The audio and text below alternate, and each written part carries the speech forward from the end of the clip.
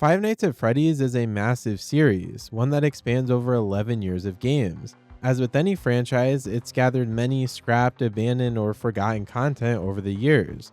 Whether through community members, old teasers, or even Scott Cawthon himself, we actually have quite a lot of information on many of these pieces of content that have been left behind.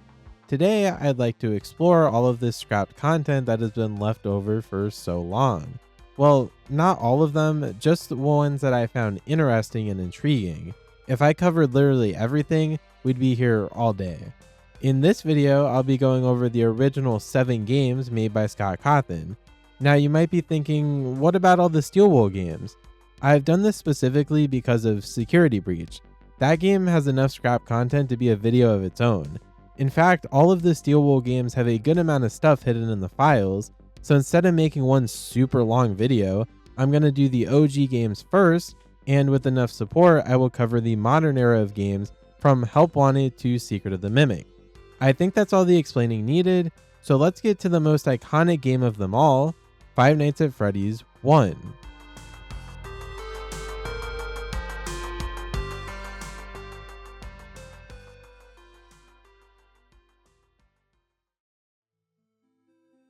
For being quite a simple game, FNAF 1 actually has quite a bit of scrapped content.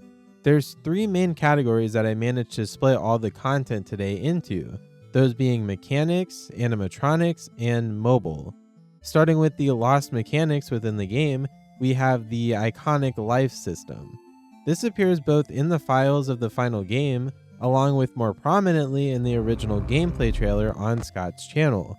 This one is pretty explanatory. You get a certain amount of lives, and if you run out, it's game over. I imagine this would have been per week, and if you did game over, you'd have to restart from night 1. I think that's why it was cut in the first place.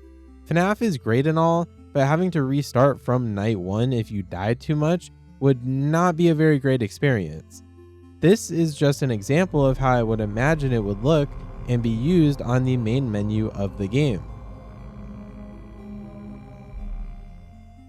The other main mechanic scrapped from FNAF 1 is the old camera map. It looked significantly different from how it does in the final game. If you remember FNAF Plus before that game got cancelled, the cameras are fairly similar to those. The icons are circles which show the direction the camera is looking. I honestly like these way more than what is in the final game. It makes it way more clear which way you're facing and the location of the cam itself. I don't really know why this one was scrapped. Maybe Scott thought the style didn't match with the rest of the game? Whatever the case, FNAF sticks with the final camera style all the way up until Ruin, where the cams look more like the unused beta map in FNAF 1. There is one big difference here in terms of cam locations, that being backstage. The camera view would look like this if it was in its original position. Interesting to think about. FNAF 1 also has a couple of interesting scrapped ideas relating to the animatronics. The first of these is the original Endo 01 model.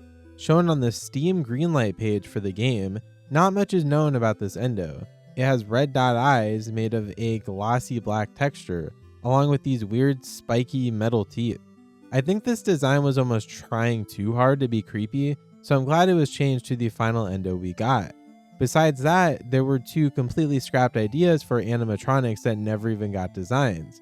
According to Scott in his first interview with Daco, the 4th animatronic was hard to choose. First he wanted a wolf, then changed to a beaver. This was also rejected though, as it was too similar to a previous game, Chipper & Sons Lumber Co. Eventually he chose a fox, and that's how we ended up with the now iconic character of Foxy.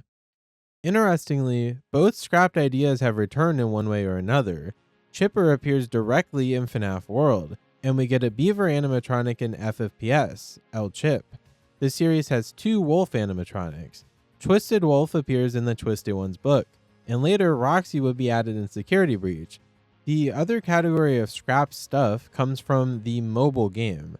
There's 2 things here, first being a loading screen. This was found in older versions of FNAF on iOS before being removed when the game got remastered by ClickTeam. I think this is kind of a cool thing to have, so it is a little sad that they removed it. The other mobile thing is tiny, just a different light sound for the hall lights. Why the original sound couldn't be used, I have no idea. It seems like such a weird random thing to change. I do have a couple of random fun facts before moving on to the next game. Did you know that it's possible to have 5 power bars visible at once? It may seem impossible since you can't have on any lights while in the cams, but this is technically not true.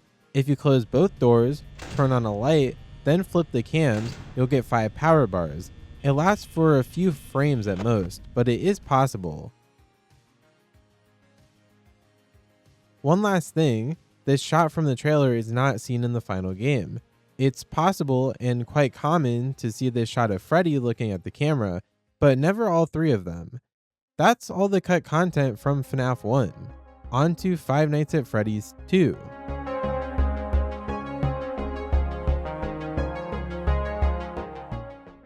FNAF 2, much like the first, has loads of scrapped content. In terms of mechanics, it features the same life system as FNAF 1. No need to go into it since I already did in the first game. This game is also home to the well-known toxic meter. This was first found in the game's files before its purpose was later clarified in Scott's Stocko interview. Basically, it would prevent the player from just sitting in the mask all night. This mechanic eventually was replaced by both Foxy and the music box. The reasoning was that it felt too out of place in the game, according to Scott. The next scrapped mechanic is well documented in this video, but here's a quick rundown.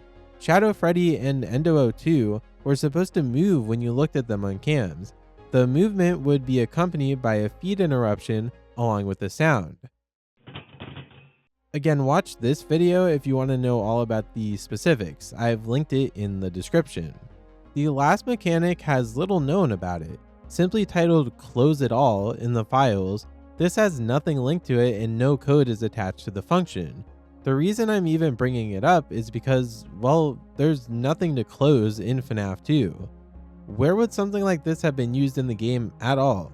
Maybe this means there was once going to be doors or the ability to close vents. We'll probably never know. It's just a very interesting thing to be here, at least to me. Moving on to the animatronics, there's quite a lot here. Toy Chica has a render titled Chica Look at You. It's beakless Toy Chica and was likely supposed to be used for when she enters the office. This obviously never happens in game, but I'd imagine it would be much the same as how Toy Bonnie moves across the screen when he enters.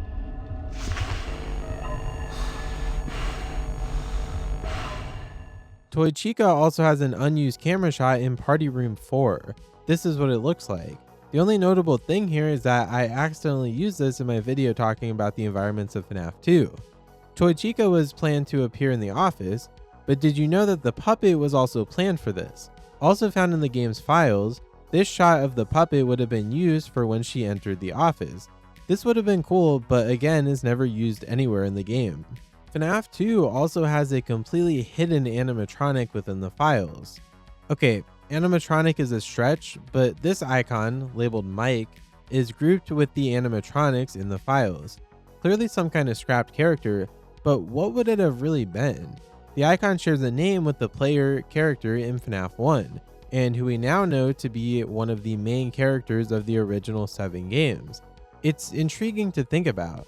Our last scrapped characters are Mangle and Foxy. Sure, they're both in the game, but not in the form originally teased on scottgames.com. In this early teaser for Five Nights at Freddy's 2, we can see the FNAF 1 Foxy model behind the curtain, completely absent from the final game. This was likely just used as a placeholder until Withered Foxy was created. The more interesting one to me is Mangle, but with a hook.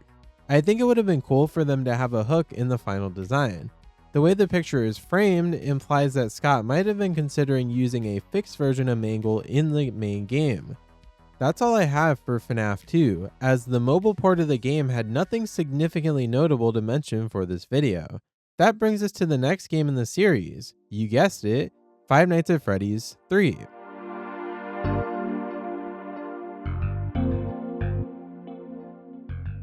FNAF 3 actually doesn't have a whole lot to talk about. I think this mainly stems from this game being the end of FNAF. Obviously it ended up not being that, but it was supposed to be originally. First, the mechanics. It still has the leftover life system seen in the previous 2 games. This is the last of these games to have this in the files. There is also a seal vent button in the files. This was replaced by double clicking the vent camera you want to seal, but honestly I'd prefer the button over that. The button does see a return in Help Wanted's rendition of the game at least. As for other things in FNAF 3, some puppet sprites from FNAF 2 can be found in the files. They go unused in game and were just probably used to test the phantom puppet. You do see the puppet on cam 8 sometimes, but it's not any of the sprites found in the files. Another thing here is found on the old mobile port again. It had a loading screen very similar to FNAF 1. I find it weird that there wasn't one of these for FNAF 2, but maybe there was and I just couldn't find it. Let me know in the comments. This one shows Springtrap, and that's it. Fun fact about Springtrap, when he runs across the office window, his legs are completely stationary. That's literally all I have for FNAF 3 though. Like I said, there's not much here. Moving on to my favorite of the OG games, Five Nights at Freddy's 4.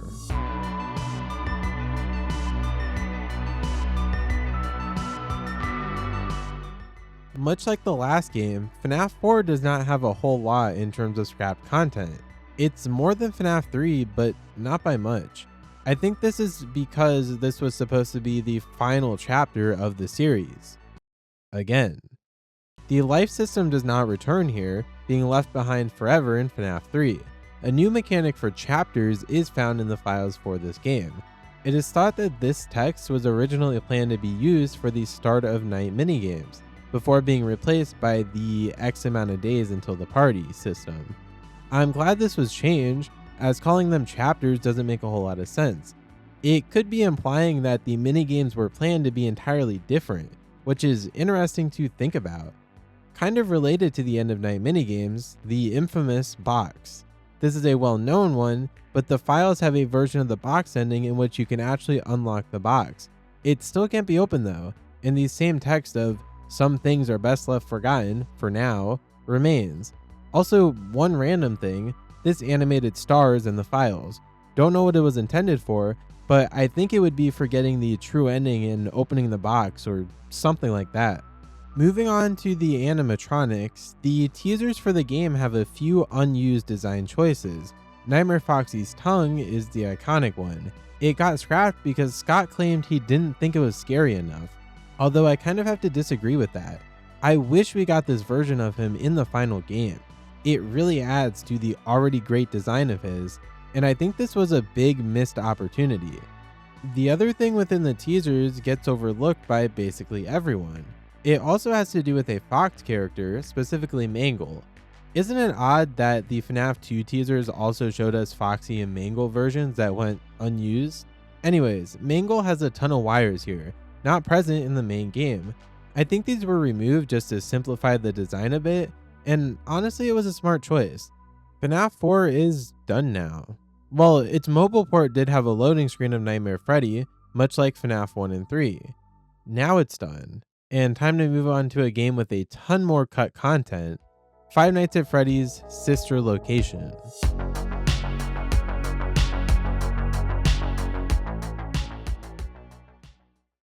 Sister Location as a game is way different and a lot more experimental than any of the previous titles.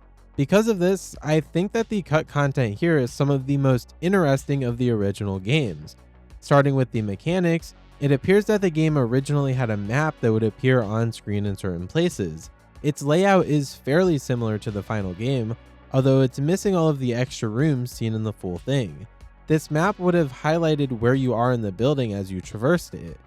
The next thing I found was easily the most interesting to me. Well, I didn't find it, but doing research for the video. This screen you're looking at right now is actually in Sister Location's current build. While technically not scrapped since it is in the game, I just have to talk about it because it's so fascinating. To get to this screen, you have to be in Bellora's gallery. Then you have to hold both 0 and 1 on your keyboard for a total of 80 seconds. The screen will turn blue, then pressing 0 will bring up a screen of randomly changing numbers. This will go on until a random 1 in 100 chance is hit, stopping the numbers. When this happens, these numbers will change to a date. The month and day are random, but the year is actually not. It takes your computer's date, then adds a number from 1 to 10 to it. This screen is so intriguing to me because what would its purpose have been? It feels like something that should appear more so in the breaker room, if anywhere. Even then, it doesn't make any sense though. Combine the weird nature of the screen with the very obscure way to actually get to see it, and it's a true mystery as to what it would have ever been used for and why it's been kept in the game throughout every update it's had. There's one more scrapped mechanic to go over, that being a few voice lines found in the files. One is this. Glass pressure trigger. Please do not push against the glass. This line references a line found on the game's IndieDB page, a screenshot of Circus Control with the title Step Away from the Glass. The other voice line here is this. Motion trigger. Technician control. It's pretty self-explanatory what this one is, just another motion trigger line like the ones heard in the final game. That's all the mechanics, but we're not done here. The animatronics of Sister Location also have a bit to go over. Ballora has a render in the files that depicts her being shocked in her gallery. Honestly, it's kind of a shame that this goes unused, as a scene like that would be cool to see in game. Another picture shows Circus Baby in a dim red glow. This was an early version of the game over screen. The final thing here is probably the most well-known of any Sister Location cut content. Of course, I'm talking about German Funtime Freddy. Hello, little children. Glad to see you back again. Revealed in a GT Live stream on YouTube, Kellen Goff played various lines of the original voice for Freddy. That's all the scrap content in Sister Location. So let's move on to Freddy Fazbear's Pizzeria Simulator.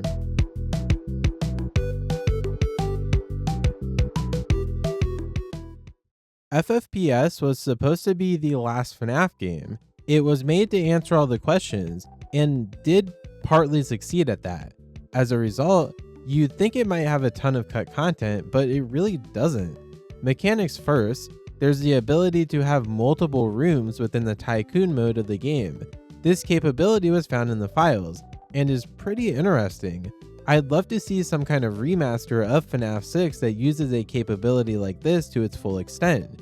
The next mechanic is just some buttons that would have been used for controlling Henry's tapes.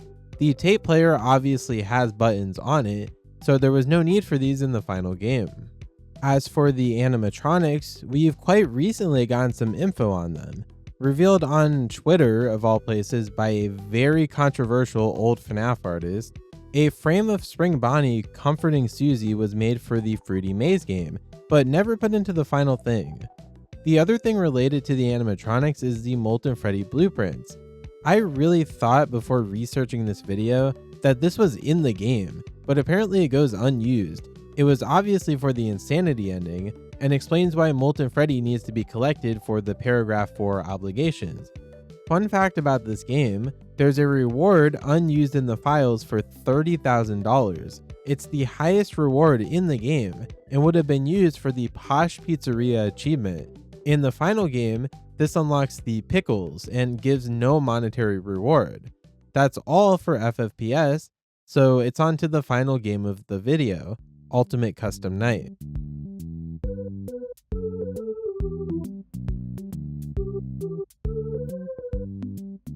This game actually has very little in terms of cut content, and no mechanics to cover.